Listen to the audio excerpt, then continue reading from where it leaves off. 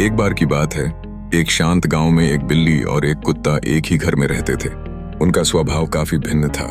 कुत्ता था वफादार और निडर, हमेशा अपने मालिक की सुरक्षा में तैनात।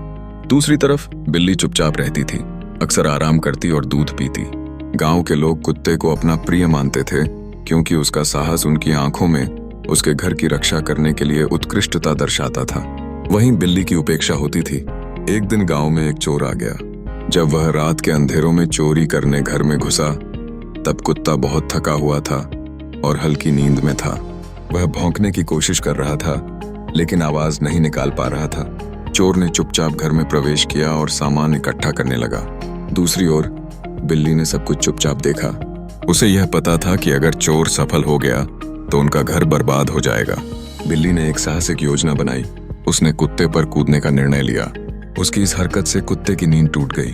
कुत्ता चौंक कर जाग गया और तुरंत चोर को देखकर जोर जोर से भौंकने लगा। उसकी भौंक सुनकर घर के लोग जाग गए और चोर को पकड़ लिया। इस घटना के बाद सबको पता चला कि बिल्ली ने सुबह जब मालिक को जगाकर चोर का पता लगाने की योजना बनाई। बिल्ली को गोद में उठाया, बिल्ली की बहादुरी की तारीफ करने लगा। इस घटना के बाद उनकी मित्रता की गहराई बढ़ गई।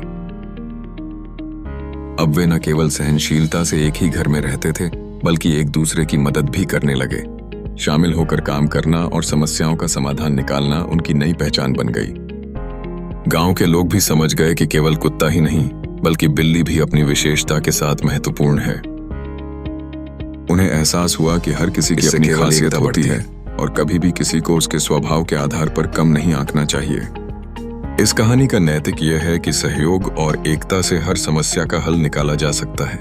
जब हर कोई अपने तरीके से एक दूसरे की मदद करे, तब सच्चे रिश्तों का निर्माण होता है। बिल्ली और कुत्ते ने यह साबित किया कि सच्चे दोस्त एक दूसरे के लिए हर परिस्थिति में खड़े रहते हैं।